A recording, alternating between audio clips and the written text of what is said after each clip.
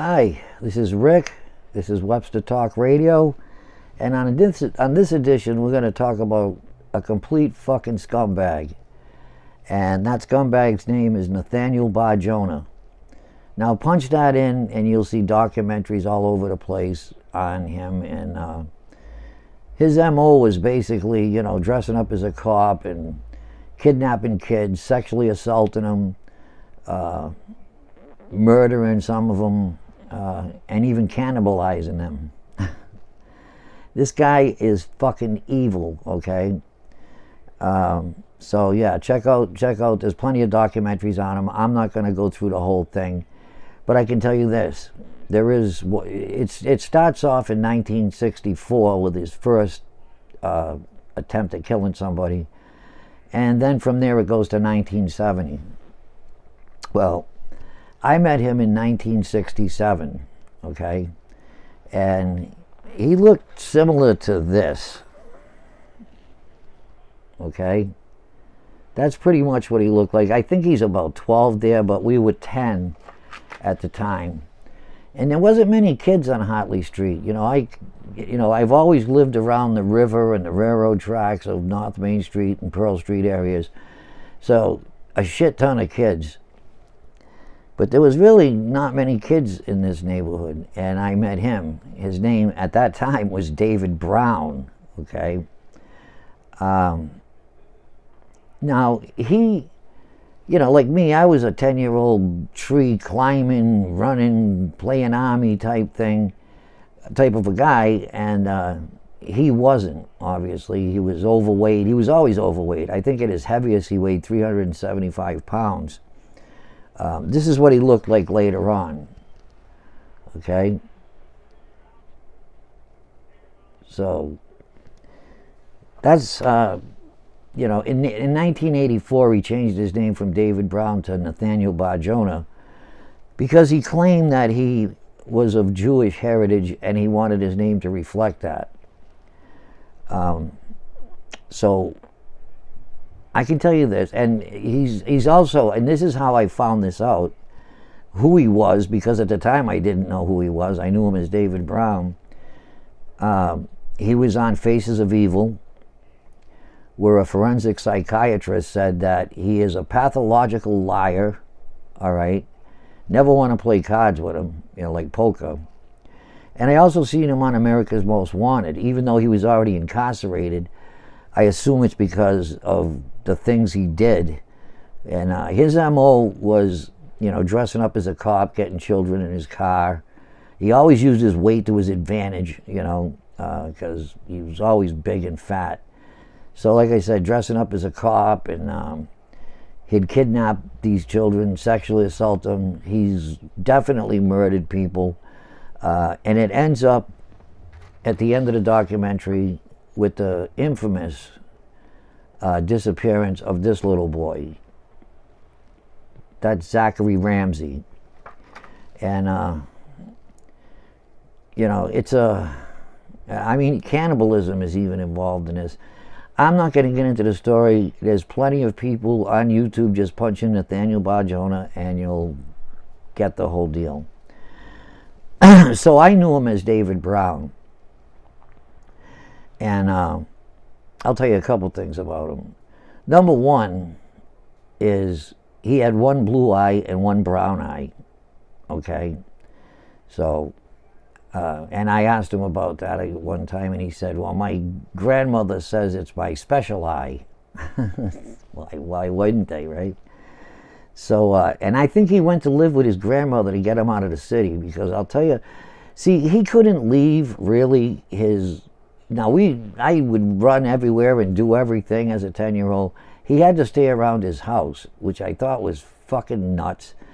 And I'd ask him why that is. And the only thing he ever told me was that he did something to a little girl. He wouldn't enlighten me as to what he did, but I assumed that she called him fat or ugly or something, and he pounced on her and... whatever, but that was my assumption. So, now I'm going to tell you what really happened, okay? So, well, let me tell you the story. and this Bar Jonah thing, okay, I remember me and him talking one time, because I spent a year on Hartley Street, and I don't know how long he was there, probably not much longer. One of us sneezed, and it brought me back to a place off of North Main Street where I was living. And this old guy, I only remember his last name as being Starzik, and he was old and fat. He was working on a bulkhead or something, and he sneezed and he went, tea. And I thought it was hilarious. So I told Brown that, or Bar Jonah, or whatever the fuck, and he said, yeah, well, my grandfather, when he sneezes, he goes, Bar Jonah.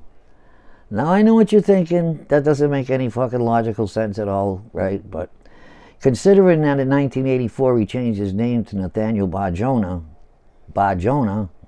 must have some kind of thing with him. I don't know what. So I just wanted to say that.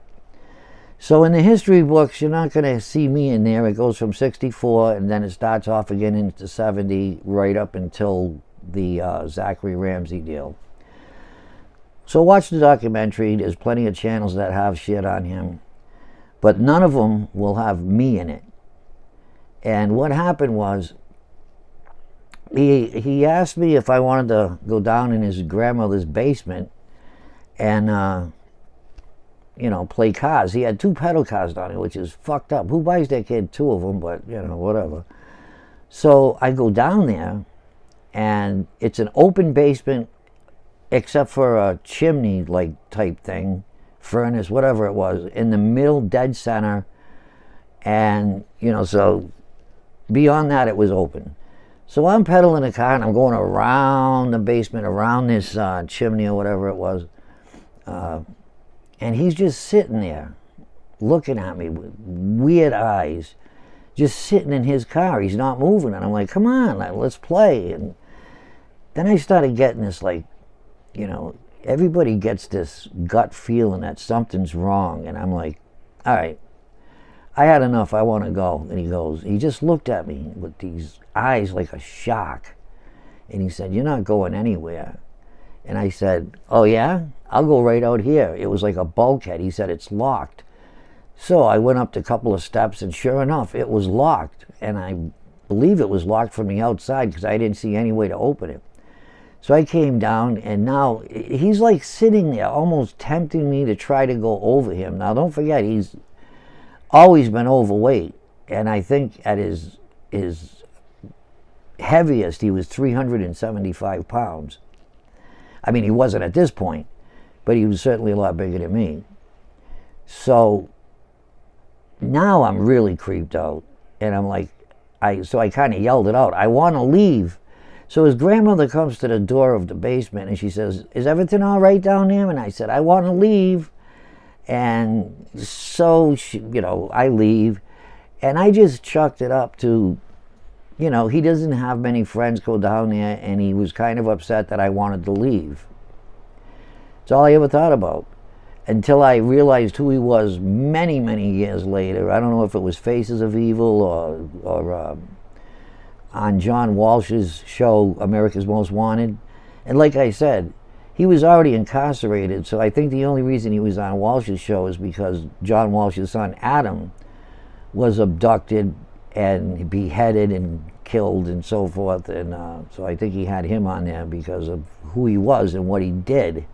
And you'll find that all out when you watch the documentary.